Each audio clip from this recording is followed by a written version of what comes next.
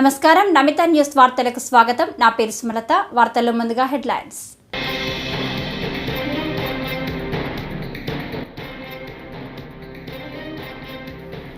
ముఖ్యమంత్రి చంద్రబాబు నాయుడు అధ్యక్షతన సచివాలయంలో ఏపీ కేబినెట్ భేటీ.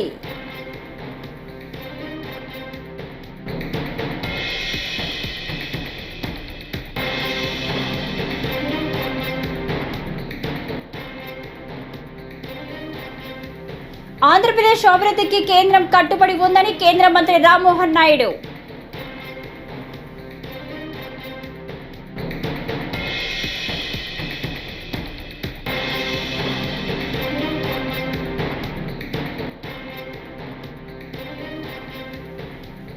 పోలీసులకే రక్షణ లేదు, ఇంకా ప్రజలక మేరుగు నాగార్జున ఫైర్.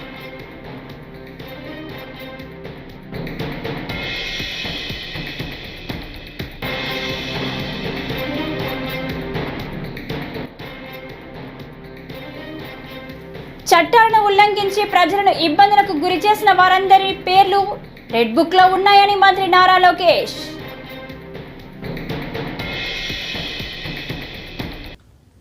ఇక డీటెయిల్స్ చూస్తే, ముఖ్యమంత్రి చంద్రబాబు నాయుడు అధ్యక్షతన సచివాలయంలో ఏపీ కేబినెట్ భేటీ కొనసాగుతుంది. ఈ సమావేశంలో మంత్రివర్గం పలు కీలక నిర్ణయాలు తీసుకుంది.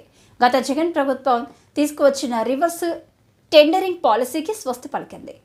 పాత పద్ధతిలోనే టెండరింగ్ కొనసాగేలా కేబినెట్ ఆమోదించింది. అలాగే స్పెషల్ ఎన్ఫోర్స్మెంట్ బ్యూరో ఎస్ఈబిను రద్దు చేసింది. పట్టాదారు పాస్ పుస్తకాలపై జగన్ ఫోటో తొలగింపుతో పాటు సాగునీటి సంఘాల ఎన్నికల నిర్వహణకు గ్రీన్ సిగ్నల్ ఇచ్చింది. వివాదాల్లోని భూముల రిజిస్ట్రేషన్ నిలిపివేతకు ఆమోదించింది. ఆబ్కారీ శాఖ పునర్వ్యవస్థీకరణకు ఆమోదం తెలిపింది. అలాగే పోలవరం ఎడమ కాలువ పనుల పునరుద్ధరణకు కేబినెట్ ఆమోదించడంతో పాటు ప్రస్తుతం పనిచేస్తున్న గుత్తేదారు సంస్థని కొనసాగించాలని నిర్ణయించింది.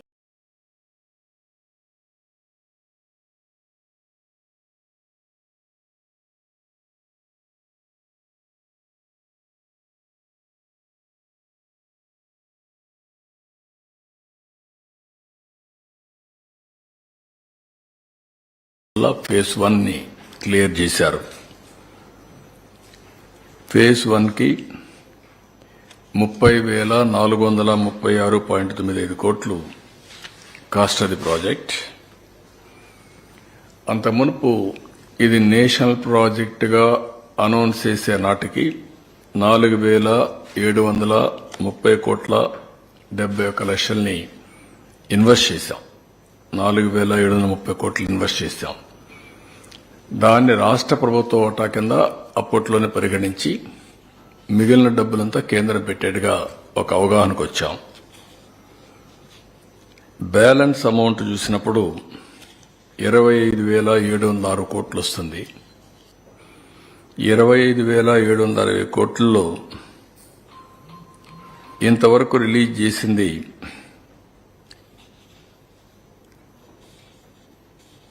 15,146 కోట్లు.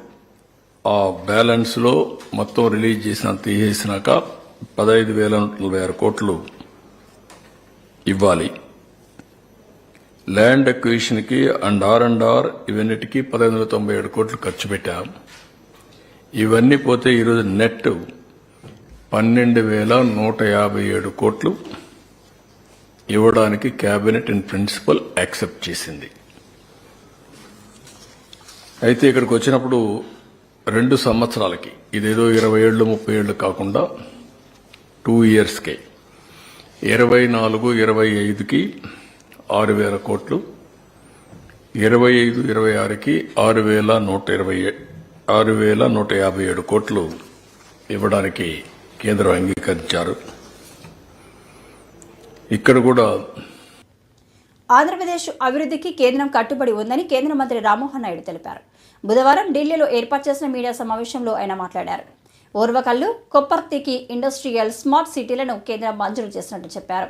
హైదరాబాద్, బెంగళూరు, విశాఖ, చెన్నై కారిడార్లో అభివృద్ధి చేస్తామని తెలిపారు. కడప జిల్లా కొప్పర్తిలో పారిశ్రామిక హబ్ కింద 2,596 ఎకరాలను అభివృద్ధి చేయనున్నట్లు వెల్లడించారు. దీనికోసం కేంద్ర ప్రభుత్వం 2,137 కోట్లను ఖర్చు చేయనుందన్నారు. ఈ హబ్తో 54,500 మందికి ఉపాధి లభిస్తుందని వివరించారు. కొప్పర్తిలో ఉత్పత్తి రంగంపై ఎక్కువగా దృష్టి పెట్టినట్లు వెల్లడించారు. కర్నూలు జిల్లా ఓర్వకల్లో 2,621 ఎకరాల్లో పారిశ్రామిక కారిడార్ను ఏర్పాటు చేయనున్నట్లు తెలిపారు. రాష్ట్ర సహకారంతో దీనికి కూడా శ్రీకారం చుట్టడం జరుగుతుంది. మరొక నోడ్ మనకి కొప్పర్తిలో ఏర్పాటు చేస్తున్నాం. కడప జిల్లాలో కొప్పర్తి విశాఖపట్నం చెన్నై ఇండస్ట్రియల్ కారిడార్లో వస్తుంది. ఈ యొక్క నోడ్ కోసం సుమారు 2,595 ఎకరాలు దీనికి కూడా కేటాయించడం జరిగింది. మరి ఈ యొక్క కార్యక్రమం ద్వారా ఇక్కడ NICDIT ద్వారా సుమారు 2,137 కోట్ల రూపాయలు ఈ యొక్క కొప్పర్తి నోడ్లో ప్రభుత్వం ఖర్చు పెట్టి అక్కడ ఇన్ఫ్రాస్ట్రక్చర్ అంతా కూడా చేయడం జరుగుతుంది. ఈ ఇన్ఫ్రాస్ట్రక్చర్ ద్వారా ఇక్కడ రావాల్సినటువంటి ఇండస్ట్రీస్ ఏదైతే మనకి కొప్పర్తి నోడ్ ఉందో అక్కడ renewable energy, engineering, chemical, metallic and non metallic, textile and auto components ఈ యొక్క మ్యానుఫ్యాక్చరింగ్ సెక్టర్ మీద దృష్టి పెట్టి ఇక్కడ ఈ 2,137 కోట్ల రూపాయలు అక్కడ కావాల్సినటువంటి బేసిక్ ఇన్ఫ్రాస్ట్రక్చర్ ఆ నోడ్ డెవలప్మెంట్ కోసం మనం పెడితే సుమారు 8,860 కోట్ల రూపాయల వరకు ఇన్వెస్ట్మెంట్స్ ఇక్కడ వచ్చేటటువంటి పరిస్థితి ఇక్కడ ఏర్పడుతుంది. అలాగే సుమారు 54,500 వరకు కూడా ఎంప్లాయ్మెంట్ జనరేషన్ ఈ యొక్క నోడ్ ద్వారా ఇక్కడ క్రియేట్ అవుతుంది. మనం చూసుకుంటే ఎప్పటి నుంచో ఈ కడప జిల్లా కానీ, కర్నూలు జిల్లా కానీ, రాయలసీమ జిల్లాలో గతంలో ఎన్నో సందర్భాల్లో దీని గురించి చర్చించుకున్నాం. అక్కడ చాలా పొటెన్షియల్ ఉంది.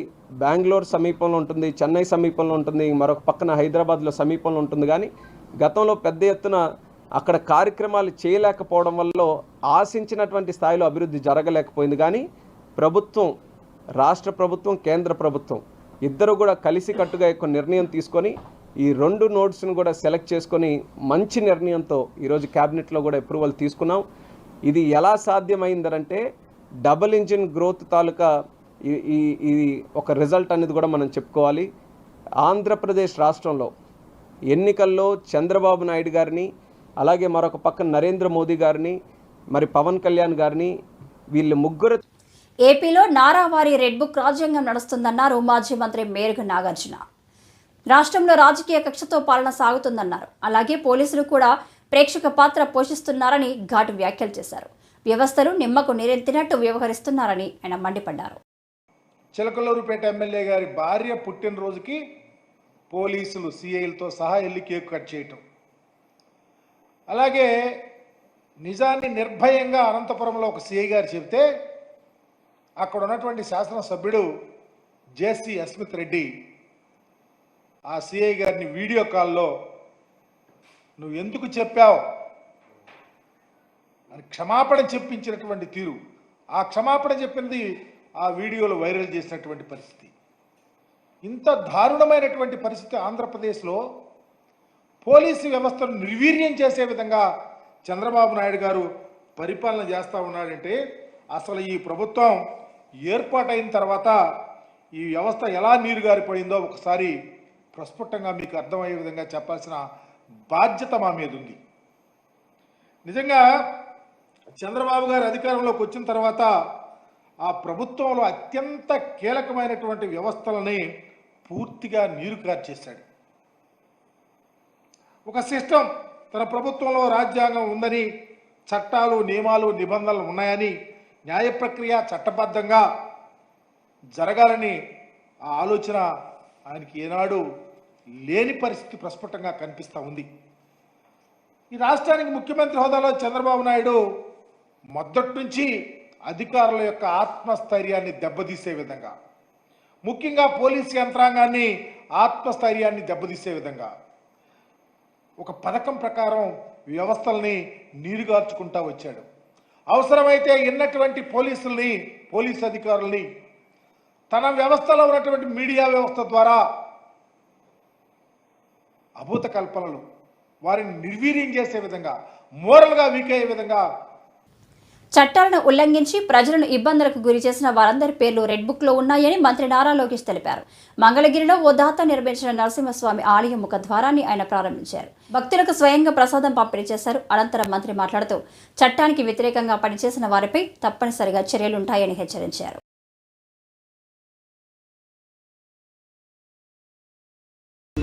మొత్తం రిపోర్ట్ రాని డిస్కషన్ ఇప్పుడే కదండి బయటపడుతుంది. గత ప్రభుత్వాల్లో జరిగిన అవకతవకలు చెప్పే కదా రెడ్ బుక్ అంటే ఏంటో. ఏ అధికారులు అయితే చట్టాలను ఉల్లంఘించి ప్రజల్ని కార్యకర్తలు ఇబ్బంది పెట్టారో వాళ్ళందరినీ మేము సీరియస్గా తీసుకుంటామని చెప్పడం జరిగింది. దాంట్లో భాగంగా ఏంటంటే ఒక్కొక్కరు కూడా బయటకు వస్తున్నారు. మాట్లాడే స్వేచ్ఛ వచ్చింది ఆంధ్ర రాష్ట్రం. మీడియా మిత్రులు కూడా స్వేచ్ఛ వచ్చింది, ప్రజాప్రతినిధులు స్వేచ్ఛ వచ్చింది, పులివెందుల ఎమ్మెల్యే కూడా స్వేచ్ఛ ఉంది. రోజు వెళ్ళిపోతున్నారు. ఆయన పులివెందుల ఎమ్మెల్యేనే కదా, ఆయన కూడా స్వేచ్ఛ ఉంది కదా. ఆయన ఎక్కడ తిరగచ్చు, ఆయన తిరగచ్చు. ఆయన ఇప్పుడు ఆయన గేట్ కి తాడులు కట్టేది ఇవన్నీ లేదు కదా, ఆయన కూడా తిరిగే స్వేచ్ఛ వచ్చింది. అట్లా ఎంతంటే వెళ్ళండి. ఎవరు అంటే ఎవరైతే చట్టాలు ఉల్లంఘించారో వాళ్ళ పేర్లు ఉంటాయి. సో చట్టాలను వాళ్ళు ఉల్లంఘించాలని భావిస్తే వాళ్ళ పేరు ఉన్నట్టు. Simple simple. వాళ్ళు విన్నారు. వాళ్ళ సమస్య చేసుకోవాలి. అది ఏం జరిగింది ఏంటి ఎందుకు సీరియస్గా తీసుకోవాలి. ఇది వదిలిపెడతాం. కృష్ణమ్మ మరోసారి పరవళ్లు తొక్కుతుంది. దీంతో ఈ సంవత్సరంలో రెండోసారి శ్రీశైలం జలాశయంలోని 2 రేడియల్ క్లస్టర్ గేట్లు 10 అడుగులు మేర ఎత్తి దిగువ నాగార్జున సాగర్కు అధికారులు నీటిని విడుదల చేశారు. ఇక శ్రీశైలం డ్యాం పూర్తి స్థాయి నీటి మట్టం 885 అడుగులు కాగా ప్రస్తుత నిండు కుండల అంటే పూర్తి స్థాయి నీటి మట్టం 885 అడుగులకు నీటి మట్టం చేరింది.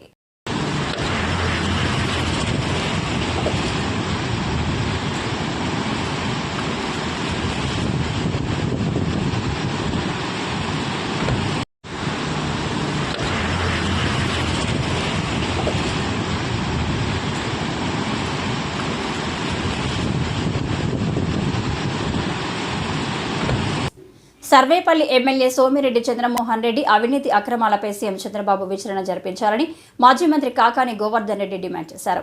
సోమిరెడ్డి అవినీతి అక్రమాలు రోజురోజుకు మితిమీరిపోతున్నాయని ధ్వజమెత్తారు. స్థానిక వైఎస్ఆర్సీపీ కార్యాలయంలో సోమవారం మీడియాతో మాట్లాడుతూ 100 రోజుల్లో సోమిరెడ్డి చేసిన అవినీతి అక్రమాలపై తాను త్వరలోనే నివేదిక విడుదల చేస్తారని చెప్పారు. ఫీల్డ్ అసిస్టెంట్ పోస్టుకు 3 లక్షలు ఇవ్వాలని సోమిరెడ్డి డిమాండ్ చేశారని బీజేపీ వెంకటాచలం మండల ప్రధాన కార్యదర్శి పిల్లిపోకుల పెంచలయ్య ఇటీవల వెల్లడించారని గుర్తు చేశారు. పాపం చంద్రమోహన్ రెడ్డి ఆ దళితుడిని అనేక రకాలైనటువంటి పెంచులేని బ్రతిమాలినట్టుగా బామాలినట్టుగా మా దగ్గర ఏదో మాకు తెలిసింది. కానీ అతను లొంగలేదు, నీతిగా నిజాయితీగా నిలబడ్డాడు. జరిగినటువంటిది నేను చెప్పాను అని మాట్లాడాడు. కొంతమంది బీజేపీ వాళ్ళ చేత మాట్లాడిచ్చాడు, చంద్రమోహన్ రెడ్డి మాట్లాడుకున్నాడు. వీటన్నిటికీ పరాకాష్ట ఏంటంటే చంద్రమోహన్ రెడ్డి తాను నిజాయితీ పరుణ్ణి నిరూపించుకోవాలి, లేదు తాను అవినీతికి పాల్పడలేదు అనేటువంటిది నిరూపించుకోవాలి. వీటన్నిటిని పక్కన పెట్టి నిన్న రాత్రి వెంకటాచలం పోలీస్ స్టేషన్లో నిందితుడు 1 కింద 3 నేను అడిగినట్టుగా మాట్లాడాడు కాబట్టి 3 లక్షల రూపాయలు అతనిని నిందితుడు 1 కింద అక్యూజ్డ్ 1 కింద పెంచలేయ పేరిట దానిని వాట్సాప్ లో ఫార్వర్డ్ చేశాను కాబట్టి అక్యూజ్డ్ 2 కింద మా మీద కేసు నమోదు చేయడం జరిగింది. ఇది బహుశా ఒక వాట్సాప్ లో పంపిస్తే లేదా ఒక వ్యక్తిని గురించి మాట్లాడితే కేసులు నమోదు చేయడం ప్రారంభిస్తే ప్రతిరోజు వందలాది కేసులు నమోదు చేయాల్సి వస్తుంది పోలీసులు. కాబట్టి చంద్రమోహన్ నువ్వు అనుకుంటున్నావేమో పోలీసులకి కేసులకి జైళ్లకి భయపడేటువంటి వాళ్ళం కాదు, నీలాంటి వాళ్ళని ఎంతమందిని చూసుంటాం నువ్వేదన్నా అనుకుంటున్నావేమో నేను పెద్ద నియంతని నేను గెలిచాను అని చెప్పి గుడ్డేది చేలో పట్టట్టుగా ఈరోజు నీకు టికెట్కి గతి లేకపోతే చివరికి ఏదో ఒక విధంగా ఎవరో లేకపోతే నీకు టికెట్ ఇచ్చారు, గెలిచావు, ప్రజాభిప్రాయాన్ని గౌరవిస్తున్నాం. కానీ నువ్వు చేసేటువంటి అడ్డగోలు పనులు నువ్వేదన్నా నియంత్రణ అనుకుంటున్నావా? నీ కెపాసిటీ అంతా ఉప్పుని గట్టిగా ఊస్తే ఎగిరిపోయేటువంటి వాడివి నువ్వు, గాలిపటంలాగా లేచిపోయేటువంటి వాడివి నువ్వు ఏదో అధికారం ఉంది కదా అని అధికారాన్ని అడ్డబెట్టుకుని మా మీద కేసులు నమోదు చేయడానికి ప్రయత్నిస్తే మేము భయపడతామా? నష్యం కుటుంబంలోని ఆస్తి వివాదంలో ఫరూక్ పై సాక్షిలో లేనిపోని అవాస్తవమని అన్నారు. నంద్యాల టీడీపీ కార్యాలయం సమావేశంలో ఎన్ఎండి ఫిరోజ్ అడ్వకేట్ తులసిరెడ్డి మాట్లాడుతూ కోర్టు కేసులో పెండింగ్లో నడుస్తుండగా నిబంధనలకు విరుద్ధంగా ఖాళీ స్థలానికి వేకెండ్ ల్యాండ్ ట్యాక్స్ వేయడం కూడా చట్ట విరుద్ధం అయినందునే ట్యాక్స్ విధించిన అధికారులపై మున్సిపల్ శాఖ ఉన్నతాధికారులు చర్యలు తీసుకుని సస్పెండ్ చేశారు. ఎందుకంటే ఈ స్థలం ఎవరిదో అందరికీ తెలుసు, నంద్యాల ప్రజలకు తెలుసు, సాక్షి వాళ్ళకి కూడా తెలుసు, ఇక్కడ ఉన్న నాయకులందరికీ తెలుసు. ఇది ఇప్పటి నుంచి కాదు, 1952 నుంచి మా తాత వాళ్ళ స్థలాలని అందరికీ తెలుసు. ఈ స్థలాలు ఏంది అన్ని తెలిసి కూడా రాస్తాం. ఇది నవ్వుల పాట. ఎందుకంటే ఏదో రాయాలా, ఏదో తెలుగుదేశం నాయకులు, ఏదో మంత్రి ఎమ్మెల్యే మీద ఏదన్నా బురద జల్లాలంటే ఇట్లాంటి ఏమైతుంది మీరు రాస్తే కూడా జనాలకి తెలుసు, ప్రజలకి తెలుసు. ఫారూక్ ఏందో మన ఎవరి కబ్జా కూడా కాదు. మీరు అంతా రాయాలంటే మీరు పోయి చూడండి నంద్యాలలో ఎన్ని కబ్జాలు అవుతుంది. మీ వైసీపీ నాయకులు పక్కన ఉన్న కాన్స్టిట్యున్సీ నాయకులు వచ్చి మొత్తం నంద్యాలంతా కబ్జా చేస్తే దాని మీద ఏం రాయరు. మా సొంత స్థలము మేము ఎట్లా కాపాడగలం, మేము కోర్టులు పోయి మేము కొట్లాడుతుంటే మేమే కబ్జా చేశామంటారు. ఎవరన్నా నవ్వుతారు ఫారూక్ గారు పోయి కబ్జా చేసినారంటే. మా సొంత స్థలాలు ఈ రోజు మీరు పోయి చూడండి, ఆ స్థలాలు ఎన్నో కోట్లు అవుతుంది. అట్లాంటిది స్థలాలే మేము ఇచ్చినాం. ఒకటే చెప్తున్నాను, ఇది మా తాత స్థలము, అంటే మా స్థలం ఇది. ఖచ్చితంగా దీనికోసం మేము పోరాడతాము. ఖచ్చితంగా ఇది మా స్థలము. ఎవ్వరు ఏం చేసినా గానీ మా స్థలం మేము దక్కించుకుంటాము.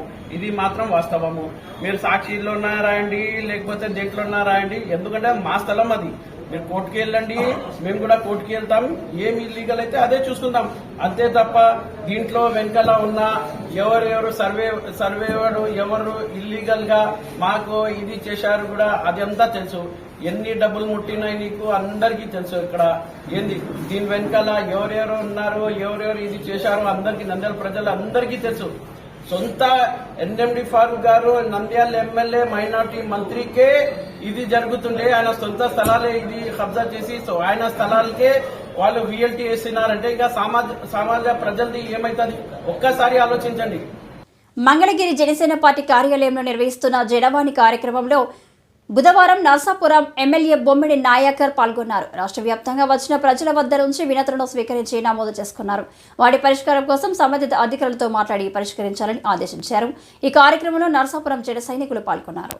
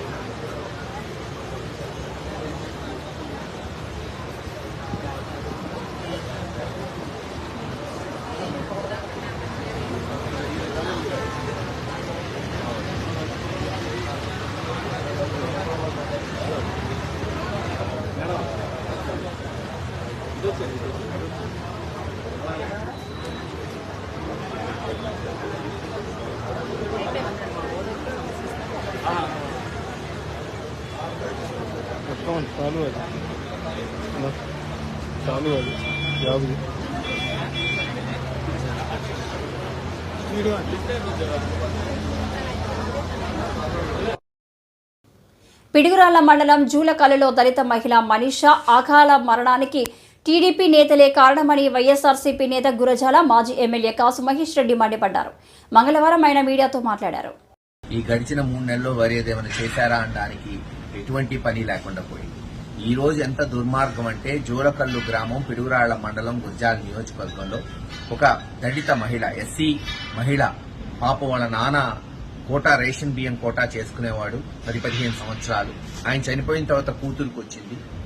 ఆమె కోటా తీసేయటమే కాకుండా వచ్చిన 3 నెలల్లోనే వాళ్ళ కడుపు కొట్టి వాళ్లకున్న రేషన్ కోటాను తీసేయటమే కాకుండా తెలుగుదేశం నాయకులు 70-80 వేలు కడతావా సస్తావా, లేకపోతే నీ మీద అక్రమ కేసులు పెడతాం, నిన్ను హింసిస్తామని బెదిరించడంతో మరి పాపం ఈ రోజో నిన్న రాత్రో ఆత్మహత్య చేసుకుంటామని లెటర్ రాసి కాలువలో దూకిందని ఇందాకే జూలకల్లులోని నాయకులు తెలియజేయడం జరిగింది.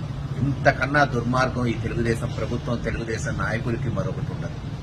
ఆడపడుచుల్ని, మరీ ముఖ్యంగా ఎస్సీ ఎస్టీ వర్గాలకు చెందిన వారిని ఈ రోజున అనగదొక్కాలి, వాళ్ళ కడుపు కొట్టాలని ఈరోజు వాళ్ళు చేస్తున్న ఈ చర్యలను తీవ్రంగా ఖండిస్తున్నాం. అంతేకాదు తక్షణమే అటువంటి వారి మీద చర్యలు తీసుకోవాలి.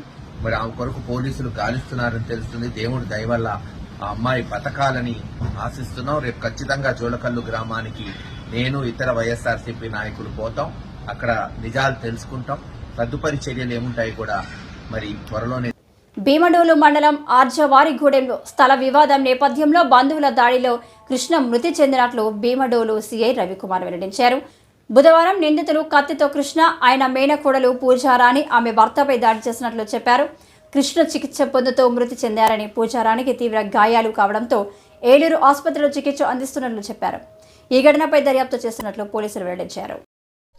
ఈరోజు ఉదయం సుమారు 7:30 ప్రాంతంలో భీమడోలు ఈ అజ్జవానిగూడెంకి సంబంధించినటువంటి పంచాయతీ ఆఫీస్ ఆపోజిట్ లో ఉన్నటువంటి రోడ్ లో ఒక ఇన్సిడెంట్ జరిగిందండి. ఇన్సిడెంట్ లో చాపత్రి కృష్ణ అనే వ్యక్తిని వాళ్ళ కోడల్ని, వాళ్ళ సమీప బంధువులే, వాళ్ళు ఒక సైట్ కి సంబంధించిన ఈ విషయంలో గొడవపడి అటాక్ చేయడం జరిగిందండి. ఈ అటాక్ లో కత్తితో జరిగిన దాడిలో చాపత్రి కృష్ణ అనే అతను చికిత్స పొందుతూ మృతి చెందడం జరిగింది.